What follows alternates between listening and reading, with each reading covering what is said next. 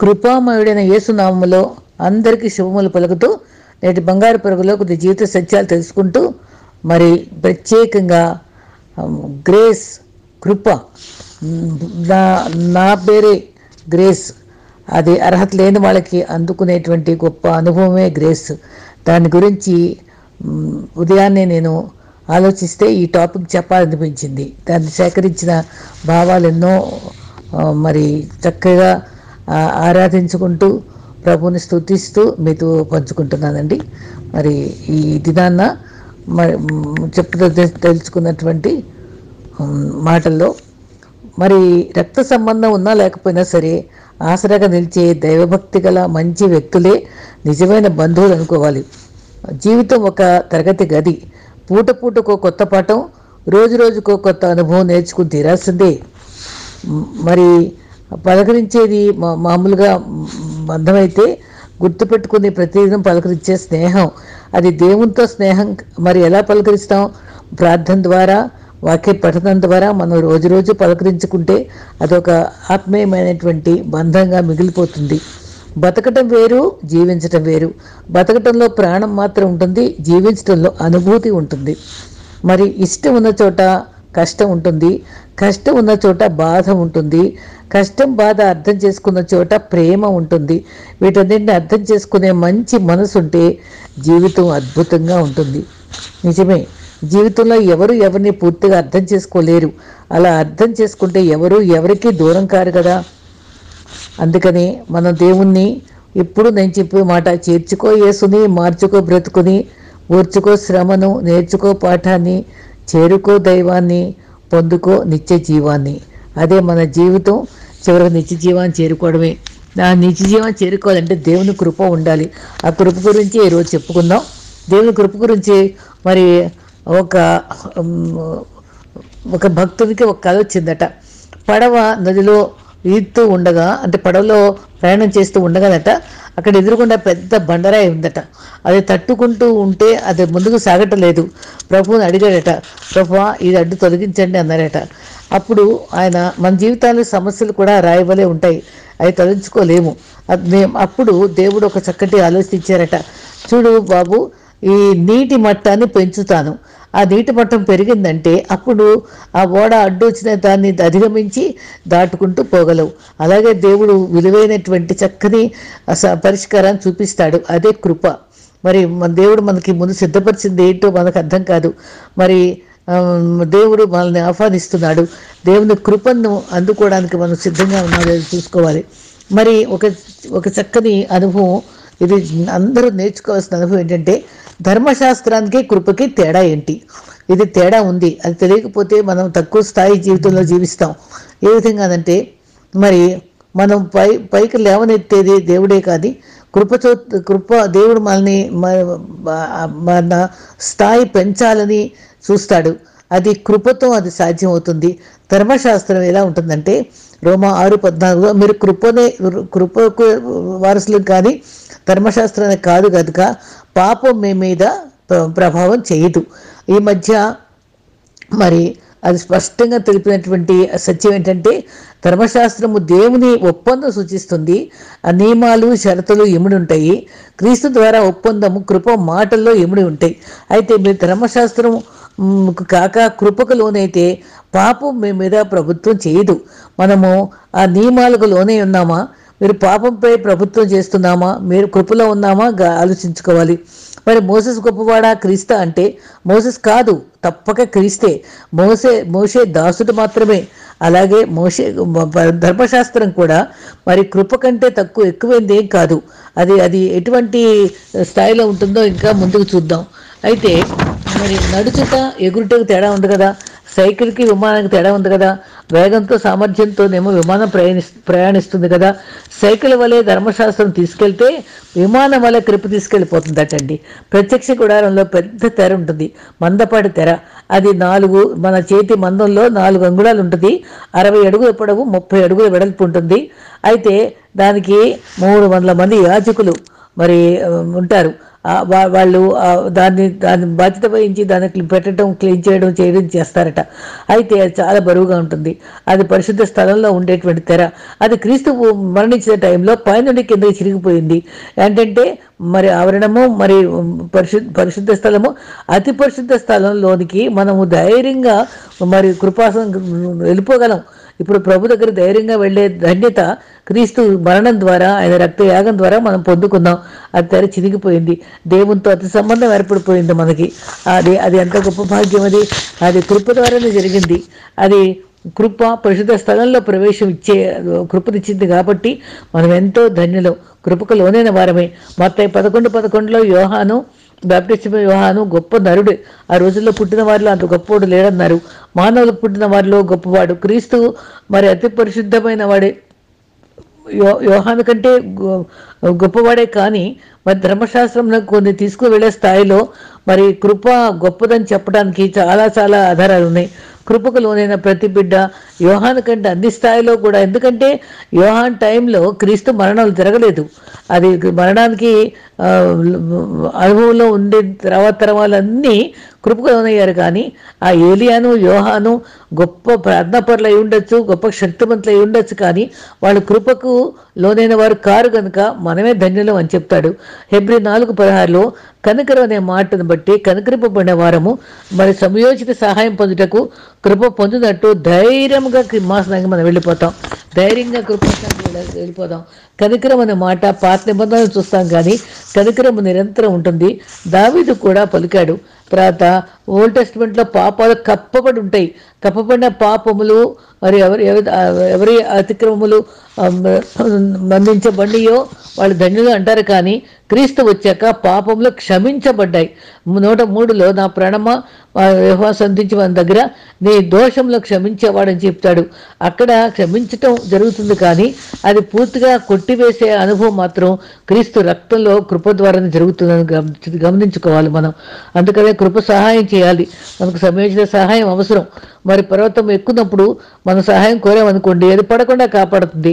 పడిపోయాక హాస్పిటల్కి వెళ్ళి బాగుపడిన తర్వాత మరి దేవుణ్ణి సహాయం అడగటం, ఆయన తర్వాత పనులకి తోడుగా ఉండటం, అది దానికంటే ముందుగానే ఆయన కృప కోసం అడుక్కోవడం, మనం పొందుకోవడం చాలా అవసరం. అది మరి పడ్డాక కాదు. ఒక క్షణంలో జయించలేని వారిగా ఉంటాం, కానీ కృప ద్వారా జయించే కృపనిస్తాడు. మరి కృప గురించి ఇంకా చక్కగా వినాలంటే కీర్తన 32:10 భక్తిహీనులకు మరి వేదనలు అనేకంగా ఉంటాయి, అయితే యెహోవా యందు నమ్మిక ఉంచే వారికి కృప ఆవరించుతున్నది. ఎంత చక్కటి మాట అండి! కృప ప్రాముఖ్యమైంది. జాలి, కనికరం, వాత్సల్యము జోడించుంటుంది. కృప, దయ ఎవరిని ఆవరిస్తుంది? దేవుని ఎడల నమ్మకంగా ఉంటే వారికి కృప ఆవరిస్తుంది. ఆదికాండం 6లో నోవా దేవుని కృప పొందినవాడయ్యాడు. దేవుని కృప మరి నోవాకు తోడై ఉంది. ఓడలో ప్రవేశించి జలప్రళయం ఫ్యామిలీ అంతా మరి తప్పించుకొని కృపతో ఆవరించబడ్డాడు కదా. మరి కృప ద్వారా తప్పించబడిన వాళ్ళంగా రక్షించబడగలం. అయితే మరి ఆ ఉన్నత స్థితికి మనం చేరగలం. ప్రస్తుతం దుష్టకాలం నుండి విడిపించబడగలం. మరియకు దయాప్రాప్తురాలి కృప పొందింది, ఆత్మ ఉల్లసించింది. అందువల్ల కృప పొందింది కాబట్టి ఉల్లసించి ఆరాధించింది. ఇంకొక మాట చదువుకుందాం. కీర్తన 90:14 ఉదయమున నీ కృపతే తృప్తిపరచుము. కృప ఏం చేస్తుందండి? తృప్తిపరుస్తుంది. మా దినములన్నీ ఉత్సహించగలము. అది అన్ని దినాలు ఉత్సహించే ధన్యత కృప ద్వారా. ఉదయాన్నే కృప చూపేవాడు. మన్నా ఇచ్చాడు కదా ఆ రోజుల్లో. మరి కృప ద్వారా ఉదయ ప్రార్థన మన్నా వంటిదే, ఒకే ధ్యానము నా మన్నా వంటిదే. దుఃఖము, నిట్టూర్పు, ఇరుకులు, ఇబ్బందులు, శోధనలు ఆవరించినప్పుడు మన కృప చూపేవాడు దేవుడు మనతో ఉన్నాడు. అయితే సర్వకృపా సంపూర్ణుడు, కృపా సత్య సంపూర్ణుడు అంతా మన మధ్య ఉన్నాడు. కృపగా దేవా అని పిలుచుకుంటాం. రక్షణ, రోగములందరి నుంచి స్వస్థత, దుష్టత్వం నుండి విమోచన, దీవెనలన్నీ కూడా కృప ద్వారా పొందుకుంటాం. అర్హత, యోగ్యత ఏమి గంత లేనప్పటికీ మరి నా పిల్లలు అంటున్నాడు దేవుడు, నా రాజ్య వారసులు అంటున్నాడు, సొత్తైన ప్రజలు అంటున్నాడు, రాజక సమూహం యాజకులు అంటున్నాడు, సదా తోడుగా ఉంటా అంటున్నాడు, పరిశుద్ధ జనంగా చేశాడు, ఇల్లుగా కట్టబడేవారిగా ఉన్నారు, కృప పొందారంటున్నాడు. అప్పుడు మరి పౌలు ఏ బాధ అంటే కళ్ళ బాధ అంటారు, కానీ అది ఎన్ని రకాల బాధ స్పష్టంగా చెప్పలేదు. అయితే తీసేయి అని చెప్పడితే నా కృప నీకు చాలా అన్నాడు. మనం ఇప్పుడు అన్ని అనుభవాలు పౌలుతో దేవుడు చెప్పిన మాటని గుర్తుపెట్టుకోవాలి. ఆ దేవుని యొక్క కృప మనకు చాలు. తుఫానుల్లో కృప చాలు, అవసరాలు కృప చాలు. కృప పొందిన వాళ్ళుగా ఆదరణ పొందుతాం, ఆశ్రయం పొందుతాం. ఆత్మ ద్వారా సాక్ష్యం ఇస్తున్నాడు.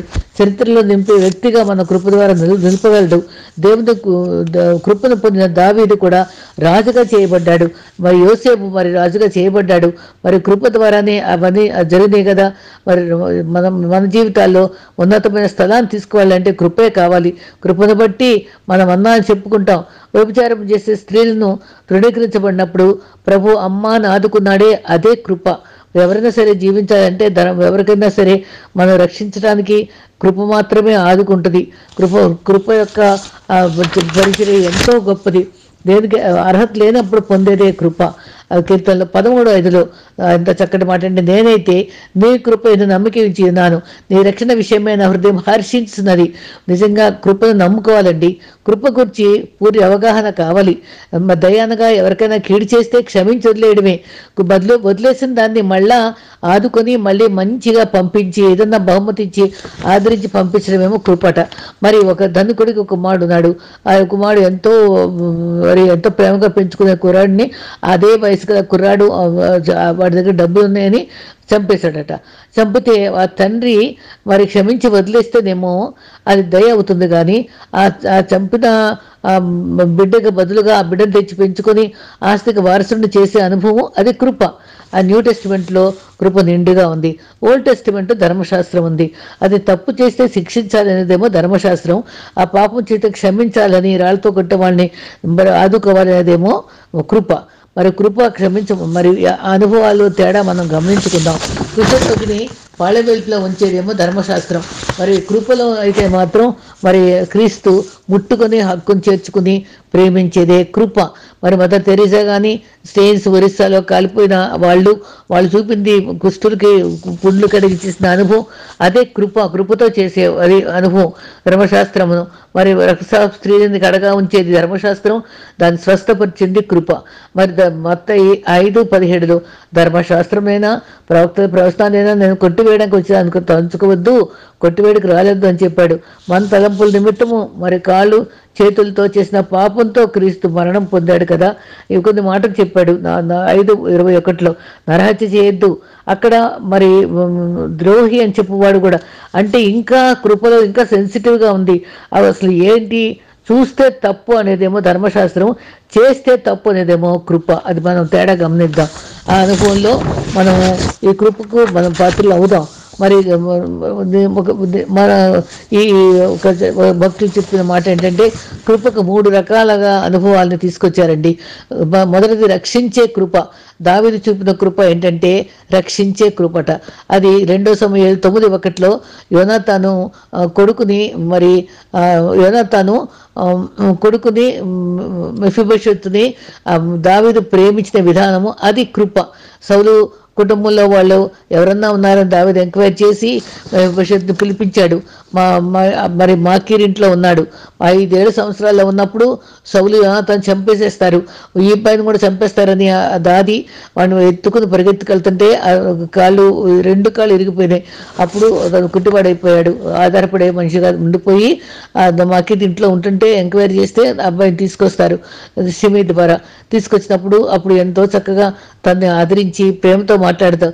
నా ప్రియమైన స్నేహితుడు కొడుకు సంరక్షించడానికి బాధ్యత వహించాలనుకుని తాంచుకున్నాడు. అప్పుడు దావీదు రప్పించాడు. రప్పించిన తర్వాత దావీదు మాటల్లో ఎంత చక్కటి మాటలు చెప్పాడండి. భయపడద్దు, నీ తండ్రి అన్నత నిమిత్తము నడుము, నిజముగా నేను నీకు ఉపకారం చేస్తాను. నీ పితరుడైన సౌలు భూమి స్వాస్థ్యమంతా నీకు మరలా ఇప్పిస్తాను. మరి సదాకాలము నా బల యొద్ద భోజనం చేస్తామని చెప్పాడు. మరి రక్షించే కృపకు గొప్ప ఉదాహరణ ఆ దేవుడు. ఇది క్రీస్తుకు కూడా మనకు వదండి. ఇప్పుడు మెఫీబోషెతుని వెతుక్కుంటూ వచ్చిన వాళ్ళు ఎవరు? దావీదు ఎంక్వైరీ చేసుకుంటా. అలాగే మనల్ని వెతికి రక్షించే దేవుడుగా ఉన్నాడు. సదాకాలము మీరు నాతో కూడా ఉంటారన్న మాట క్రీస్తు మాటే. అంతేకాదు ఆ పరలోక స్వాస్యం మనకిస్తా అన్నట్టుగా ఈ సౌలు స్వాస్యం అంతా తనకి ఇస్తా అన్నాడు. అది కంపారిజన్గా చూసుకుంటే ఆ ప్రేమ ఇది రిప్లికా అదిగా కనిపిస్తుంది మనకి. క్రీస్తు ప్రేమ దావీదులో యోనాతాను పట్ల, అది కృప, మనకు చూపించే కృప అది గొప్పది. మరి మన అవసరాలు తీర్చేవాడు, మన జీవితంలో మరి సస్యశాలను ఎడారి జీవితాన్ని సస్యశ్యామలం చేయగలడు. లోతిబార్ దగ్గర ఉండేవాడు ఈ అబ్బాయి. అది మరి లోతిబార్ అంటే పచ్చని మొక్కలు కాగల అడవి. అడవి ప్రాంతం పచ్చని మొక్కలుగా తయారు చేసే ప్రాంతంగా మరి యోనాతాను జీవితంలో దావీదు ప్రవేశించటం, సెలయేర్లా ప్రవేశించటం మనం ఎంతో ఆశ్చర్యకరంగా ఉంటుంది. ఈ రకంగా మరి సమూయేలు ఏ విధంగా అంటే మరి ఈ భోజనం బల్ల మీద సదాకాలం నా దగ్గర ఉంటామని చక్కగా మరి తనని పిలుచుకొని ఆహ్వానించుకొని చూపించాడు. మరొక సందర్భంలో మత్తయి 15లో తూరు సీదోను ప్రాంతంలో కానాను స్త్రీ దావీదు కుమారుడా కరుణించని, కుమార్తె దయ్యం పట్టిందని చెప్పి కనికరించమని అంటే అక్కడ బల మీద రొట్టెలు ముక్కలు కూడా మరి అర్హురాలని అక్కడ సందర్భం చెప్పినప్పుడు రొట్టె ముక్కతో స్వస్థపరిచే అనుభవం ఇస్తే ఆమె విశ్వాసం గుర్తించి ఆమెను సంతోషపెట్టాడు కదా. కృప ద్వారానే దేవుని బల్లపై భోంచేస్తున్నాం. అది అంత అధిక్యత. మనం దేవునిలో సహానుభవం కలవారుగా మనతో జతపని వారంగా మనం ఉన్నాం. క్రీస్తు వీలునామలాగా మన ఆశీర్వాదాన్ని మనకి ఇచ్చాడు. మనకి కృప ద్వారా అన్నీ పొందగలం, శ్వాసవంతం పొందగలం. ఒక కాగితం పట్టుకొని లైఫ్ లాంగ్ మరి నువ్వు ఒక ప్రెసిడెంట్ దగ్గర ఒక కాగితం తీసుకొని ఆ లైఫ్ లాంగ్ కూడా ఇంట్లో పెన్షన్ తీసుకుని అన్ని వస్తువులు దగ్గరికి వస్తాయి అని చెప్పి ఆ కాగితంలో రాసింది. అది చదవటం చేతకాక ఆ కాగితం పట్టుకొని ఆ ప్రెసిడెంట్ నాకు ఇచ్చేది కాగితం అని చెప్పగానే సహాయం చేయమని అందరూ ఆయనకి భోజనాలు అన్నీ అందిస్తూ ఉంటారు. అలా అడుక్కుంటూ బతుకుతూ ఉంటాడు.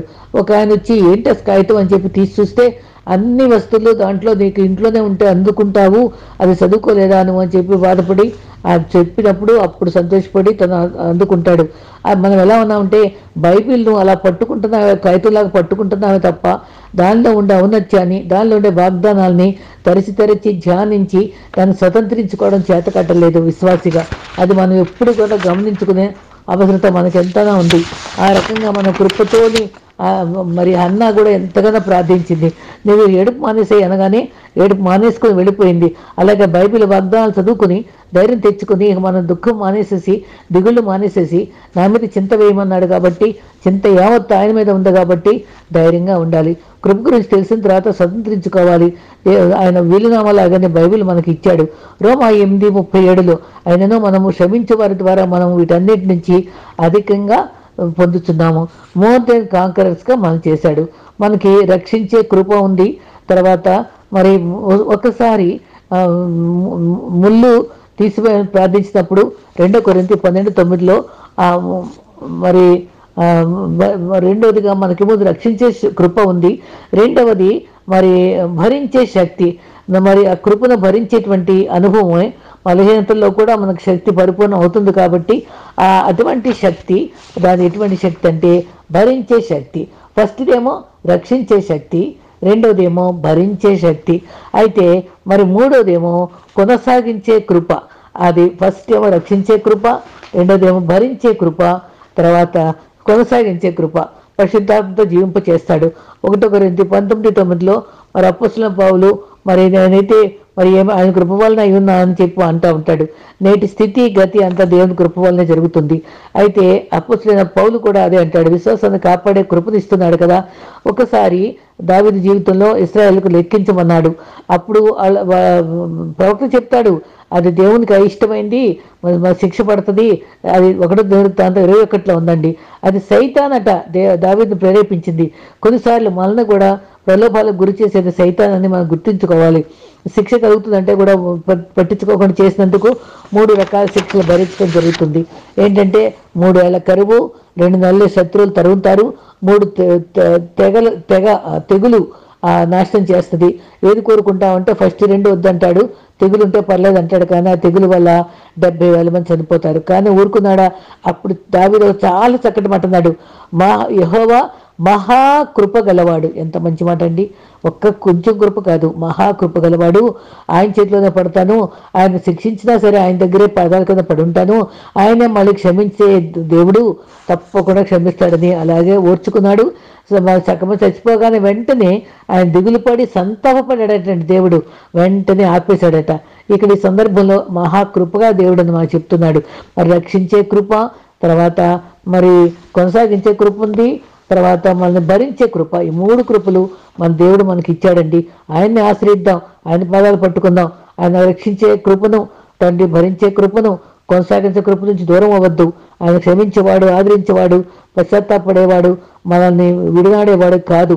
ఆయన నీ కృప ఎందు నమ్మకించున్నాను అనగలమా? ఆయన కృప ఎంతో అపారము కాబట్టి ఆయన కృపలు తలపోసుకొని మరి కృప కృప కృప అని ఎంతో చక్కటి పాట ఉందండి. నిజంగా దేవుని కృప అది అర్హత లేని వారికి అందించే కృప. నేను అర్హత లేని దాన్ని, నేను అనామకురాలిని, 9 మందిలో ఎక్కడో మధ్య పుట్టాను, ఏదో మరి డిగ్రీ చదువుకుని బీఈడీ టీచర్గా పనిచేస్తూ ఎన్నో అవరోధాలు ఎదుర్కొన్నాను. ఎన్నో రకాల కుటుంబ జీవితంలో కూడా తన ఆటుపోట్లను ఎదుర్కొంటూ కూడా మరి నేను ప్రభువుని ప్రేమిస్తూ హత్తుకొని మరి ఆయన మీద ఆధారపడి జీవించిన అనుభవంలో, కష్టాల్లో ధైర్యం ఇచ్చి నడిపిస్తూ ఇలా ఇంతవరకు తీసుకొని వచ్చారండి. ఆయన మా నాన్నగారు మరి ఎంత అర్థవంతంగా కృప విజయము అని పేరు పెట్టారండి. దాన్ని బట్టి నేను ఈ దినాల్లో ప్రభువులో ఉంటూ ఆ మాటను బట్టి నేను స్తుతిస్తూ ఈ దినాన్న ఎందుకో ఈ మాట మీద చెప్పాలనిపించి ఈ ధ్యానాలు మేము అందించాను. ప్రభు కృప మనందరితో ఉండుగాక. ఆమేన్.